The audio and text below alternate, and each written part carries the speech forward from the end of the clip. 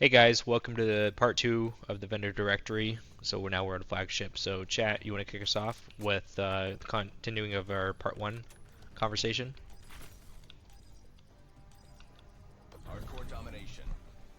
Absolutely. I'm excited to jump back in.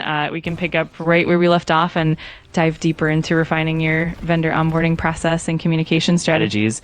It's going to be a fun and productive brainstorming session, and I'm looking forward to it. Let's do it. Okay, where did we leave off on?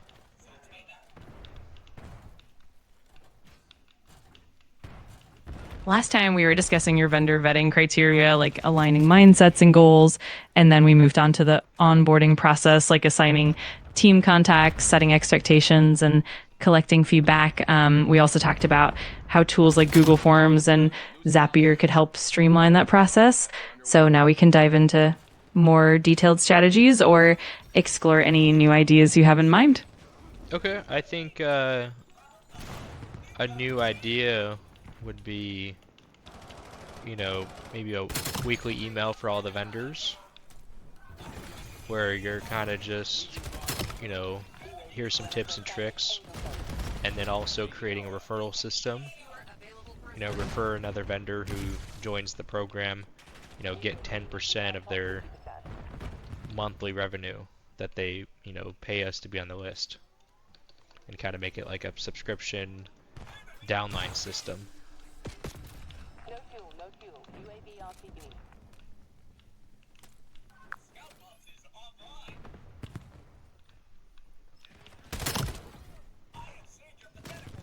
That's a fantastic idea. A weekly email can definitely keep vendors engaged, provide ongoing value, and foster a sense of community. And the referral system can incentivize vendors to bring in quality partners, helping the network grow organically. It's a win-win. We can definitely brainstorm the structure of that email and outline how the referral program would work in detail. And maybe do every 6 months a vendor party where I get all the vendors together and host a party. Maybe 3 to 6 months. What do you think? 3 months or 6 months for vendors that are paying monthly to be on the list, or monthly? Could be a monthly activity too.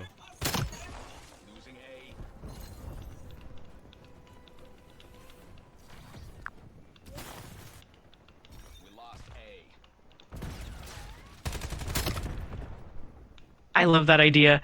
Hosting these events can really strengthen relationships and keep everyone engaged. As for the frequency, it depends on how active and engaged your vendor network is. Monthly events can create a really strong sense of community, but might be more demanding on resources. On the other hand, every 3 to 6 months can give everyone something to look forward to without overwhelming the schedule.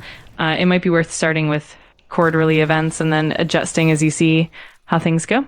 Okay, I think that's good. What else? What other questions do you have for me to help build out this platform and idea, vendor directory?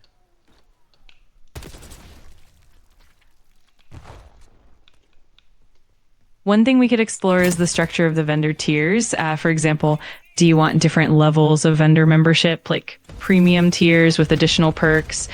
We could also dive into how you want to measure vendor performance and success, or even how to implement analytics to track engagement and ROI.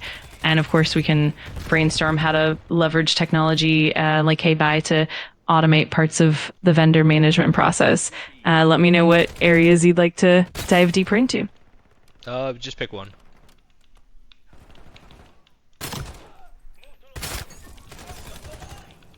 All right, let's dive into the concept of vendor tiers. We can create a tiered membership system where vendors can choose from different levels of participation. For instance, a basic tier could offer standard listing benefits, while a premium tier could provide additional exposure, priority placement, and exclusive networking opportunities. We can also set clear criteria for each tier, including pricing, benefits, and performance metrics. That way, we can motivate vendors to elevate their engagement and provide even more value. Let me know what you think. What do you think for a database of 30,000 buyers and sellers and 30,000 real estate agents? What should the tiers be?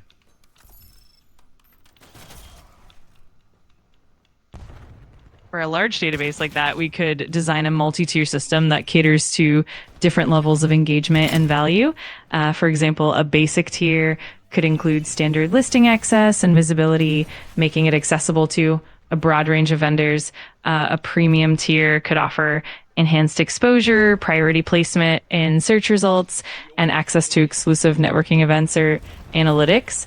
A VIP tier might then include even more personalized services, dedicated support, and high level analytics and reporting.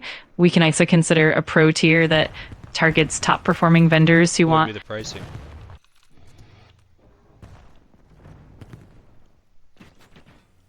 Pricing can definitely vary based on the level of benefits and the value each tier provides. For instance, the basic tier could be relatively affordable, maybe something like $100 to $200 per month, just to cover the basics and get them listed.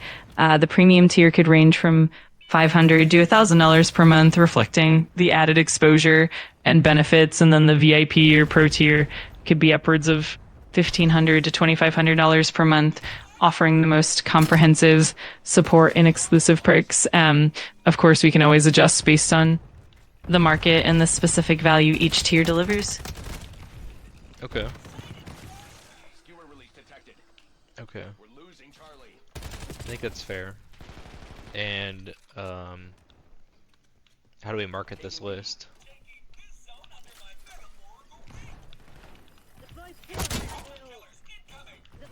Great question. Marketing the vendor directory can definitely be multifaceted. We could leverage targeted digital advertising like Google Ads or social media campaigns to reach potential vendors. We can also use email marketing to target existing contacts and nurture leads through informative newsletters and updates. Another great approach is to create valuable content like webinars, blog posts, or case studies that showcase the benefits of joining the directory. Plus, networking at industry events and leveraging partnerships with real estate associations and help spread the word. We can definitely put together a comprehensive marketing strategy that combines all these elements. Okay, I think that's good. How do I market the vendors themselves?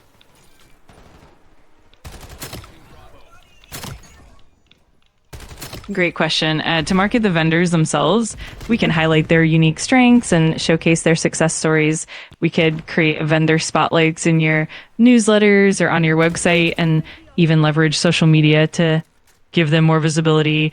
We could also host joint webinars or events where vendors can share their expertise and connect with potential clients. Additionally, offering vendors a platform to share their own content, like blog posts or case studies, can help them build credibility and attract more business. Ultimately, it's all about creating mutual value and building strong partnerships. Okay. So, how many vendors should I get to on the list?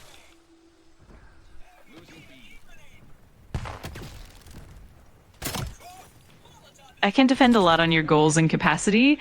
To start, you might want to aim for a manageable number, like 20 to 30 vendors, so that you can ensure high quality engagement and personalized support. As your vendor network grows and you refine your processes, you can scale up to a larger number, like 50, 100, or even more.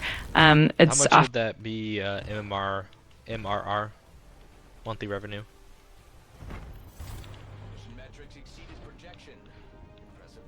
With 20 to 30?